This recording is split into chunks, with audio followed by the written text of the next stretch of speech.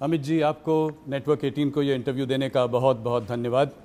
मैंने तो वैसे आपको पहले बहुत बार इंटरव्यू किया है, मगर ये इंटरव्यू थोड़ा अलग है। हमारे प्रधानमंत्री, लोकप्रिय प्रधानमंत्री का 75वां जन्मदिन था 2 दिन पहले। तो मुझे लगा कि प्रधानमंत्री को आपसे अच्छा और कौन जानता है। बहुत सारे लोग जानते हैं, ऐसा नहीं है, पर आप उनसे 4.5 दशक से जुड़े हुए हैं जी। तो मुझे लगा ये मौका अच्छा रहेगा कि थोड़ा मोदी की बात शाह के साथ। जी, मेरा पहला सवाल स्वाभाविक सा सवाल है, आप सबसे पहले मोदी जी से कब मिले? क्या चीज़ थी वो जिसने आपको उनकी ओर आकर्षित किया? देखिए, मिलना तो मेरा एक संघ की बैठक में ही हुआ था। संघ के एक वरिष्ठ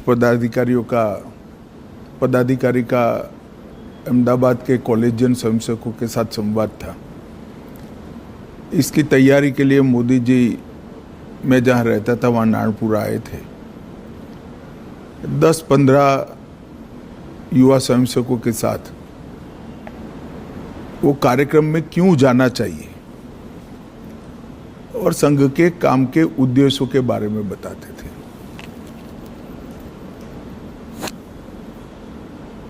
एक बिल्कुल अलग प्रकार से संघ के काम को मैंने उनसे सुना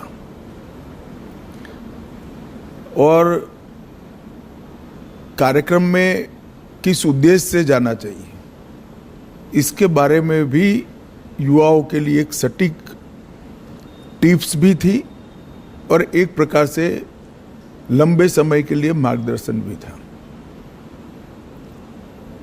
इतने छोटे से एक महानगर के 1200 युवाओं के कार्यक्रम के लिए इतना बारीक प्लानिंग करना, ये बहुत बड़ी बात होती है। मैंने भी नीचे के स्तर पर काफ़ी काम किया है और वो ही बताता था, उस वक्त भी बताता था कि नरेंद्र भाई जो करते हैं वो मन से करते हैं और जो करते हैं वो अल्टीमेट उद्देश्य के साथ जुड़ा हुआ होता है और इसी के कारण बड़े बड़े परिणाम मिलते हैं। कमोबेश मेरे क्षेत्र के ही युवा थे, बहुत सारे युवा प्रभावित भी हुए थे, कार्यक्रम में भी गए थे और उसमें से काफ़ी लोग अलग अलग क्षेत्र में, कोई संघ में ही काम में आगे बढ़ा, कोई विद्यार्थी परिषद में बढ़ा, कुछ लोग भाजपा में बढ़े, अलग अलग काम में काफ़ी आगे भी बढ़े। तो लोक संपर्क और लोक संग्रह, लोगों का संपर्क करना, लोगों को काम के साथ जोड़ना और संपर्क और संग्रह के माध्यम से अल्टीमेट गोल अचीव करना, जो लक्ष्य है उसकी प्राप्ति के लिए रास्ता बनाना, ये उस वक्त हम सब युवाओं के मन पर बहुत गहरी असर छोड़ गया और आगे चलकर इसके कई सारे उदाहरण उनके जीवन से इसी प्रकार के मिलते रहे, जिन्होंने आज दुनिया के सामने जो नरेंद्र मोदी जी है उसको बनाया है। आपने प्लानिंग की बात करी तो 1995 तक भारतीय जनता पार्टी गुजरात में अपनी पूर्ण बहुमत के साथ कभी सरकार नहीं बनाई थी। उसके बाद लगातार आप लोग 7 चुनाव जीतते रहे। इसमें मोदी जी का क्या रोल रहा? इसमें प्लानिंग और उसको आप किस तरीके से देखते? भारतीय जनता पार्टी गुजरात में तीसरे नंबर पर थी। कांग्रेस, संस्था कांग्रेस से बनी जनता पार्टी और फिर भारतीय जनता पार्टी, और तीसरे नंबर पर भी हम 11 एमएलए के साथ थे। तो एक प्रकार से गुजरात में पूर्ण रूप से इतनी मजबूत सरकार बनना और इतने साल तक चलना, ये कल्पना करना भी बड़ा दुष्कर काम था। गुजरात में जब 2-3 साल लगातार अकाल पड़ा, तब पहली बार शहर के छोटे छोटे कार्यकर्ताओं को उन्होंने नेता बनाकर गांवों में न्याय यात्रा लेकर घुमाया। अकाल के लिए जहां राहत काम होते थे, जहां भ्रष्टाचार होता था, कांग्रेस की सरकार थी उस वक्त, उसको उजागर करना, न्याय यात्रा लेकर जाना।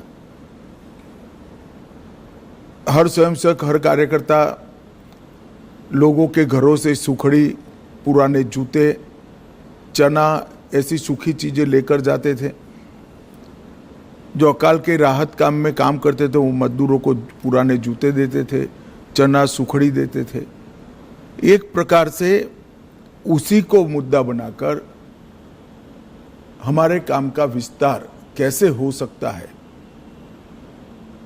लोगों का विश्वास पार्टी के प्रति, काम के प्रति बढ़े और पार्टी के कार्यकर्ता के मन में जो सुषुप्त संवेदना पड़ी है लोगों के प्रति, उसको जागरूक कर कर एक राजनीतिक उद्देश्य से आया हुआ कार्यकर्ता लोगों के प्रति संवेदनशील बनकर अपने जीवन को, उद्देश्य को बदल दे।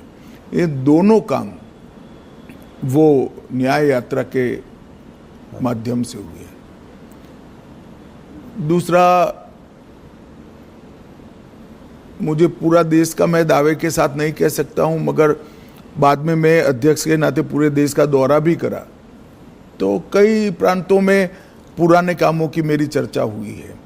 मैं इतना कह सकता हूं, कमोबेश किसी भी प्रांत में बूथ समिति को इंस्टीट्यूशनलाइज करने का काम नरेंद्र मोदी जी ने जब संगठन मंत्री थे तब किया था। पहली बार भाजपा की सदस्यता को बूथ के हिसाब से रजिस्टर में, उस वक्त कंप्यूटर वगैरह नहीं होते थे, हाथ पेन से रजिस्टर बनाए जाते थे, उसको सूचीबद्ध करना, इसकी सदस्यता का जो शुल्क आता है इसका हिसाब रखना और फिर उसका सत्यापन, ऑडिट भी करना, ये व्यवस्था बनाई गई।